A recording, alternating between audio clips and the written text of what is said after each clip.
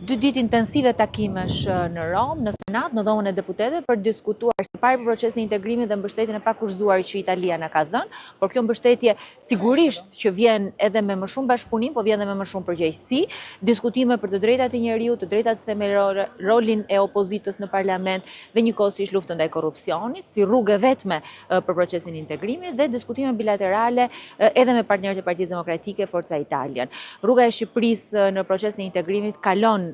vetëm me mbështetjen e Italisë, i cili nuk është thjesht një vend mik, por është një partner strategjik, është njëkohësisht dhe një vend ku është bërë shtëpia e shumë shqiptarëve, të cilët i takon në rrugët e Romës e janë shembulli më i mirë i asaj që përfaqëson Shqipëria, e njerëzve punëtorë të ndershëm që jo gjithmonë e gjen edhe tek politika. Njëkohësisht diskutime edhe për bashkëpunimin e ardhshëm, për rrugën që Shqipëria duhet ketë, duhet të ndërtojë dhe për rritjen e partneritetit strategjik në projekte konkrete, sepse bashkëpunimi me Italinë ka nevojë për plane konkrete, nuk ka nevojë për fjalë për propagandë.